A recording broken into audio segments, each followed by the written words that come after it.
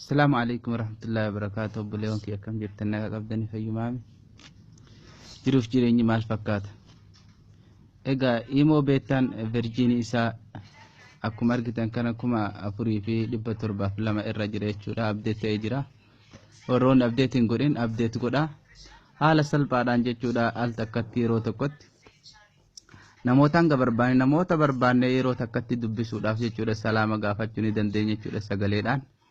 akkamitti kan jedhuuf Play Store keessan galtanii update gochuu qabdan jechuudha akka kana update yoo isin gaafate Virginii meeqarra jira Imoveta Virginii 9.8 4702 kan jedhu kana jechuudha isa kana update godha Virgin kanarra jira jechuudha roon update gootan haala salphaadhaan al takkatti namoota hedduu yeroo tokkotti salaama gaafachuu yookaan message erguu fi dandeessan jechuudha karaa sagaleetiin akkamitti ka jedhuuf isin garsiisaa haala kana imo keessan erga update gootanii booda haala kanaan akka argu jirtan kana amma duraan yeroo message nama dhuunfaa keessa galtan akkana sagalee isinii fide jechuudha bakka sagaleetti waraaban amma immoo akkuma isin jalqaba imo bantaniin haala kanaan jechuudha fakkeenya imo keenya irra dhooyna kallattiidhumaan gubbaa irraa gama jalaa gama gadiitti ergitan kana kun asitti mallattoo sagalee waraabduu nuu fide jechuudha as kun ammoo bakka itti maqaa namaa saarchii godhanii mee fakkeenyaaf amma al tokkotti nama meeqaa fa'aa ergaa jennu gadi qaba assalaamu alaykum warahmatullaahi wabarakaatuh akkam jirtan nagaa qabdanii sayyumaami jiruuf jireenyi maal fakkaata okay haala kanaan erga waraabdanii geessitanii xumurtanii harkaan gadhiistanii akkatti namoota barbaadan raa'itii itti gootan jechuudha namoota erguu fi barbaadan haala kanaan akkatti jechuudha namoota hanga barbaadanii jechuudha al takkatti yeroo takkatti yoo xiqqaateen nama message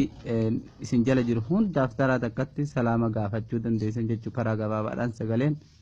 akkatti haala kanaan jechuudha akka argu jirtan kanatti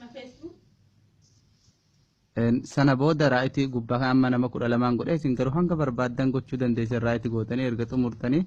haala kanaan jechuudha namoota hundatti akkatti haala kanaan erga xumurtanii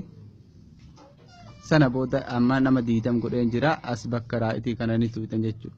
sana booda kallattiidhumaan sagalee san ergitanii jirtan jechuudha namoota 20 taraa takkatti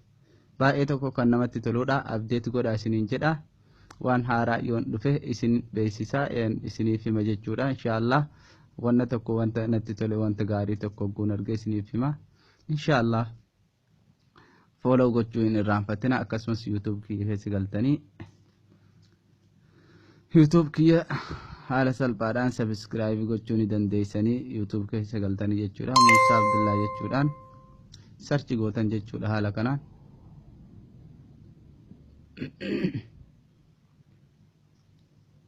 asirratti mallattoo searchii tana tuutanii Musa Abdullah ittanii yeroo barreessitan haala kanaan isiniif fida jechuudha sana booda subscribe gochuu dandeessan isa kana jechuudha ammallee subscribein isaa baay'ee laafaa waan ta'eef hankan maan isin garsiisuu barbaada assalamu alaykum warahmatullaahi wabarakaatuh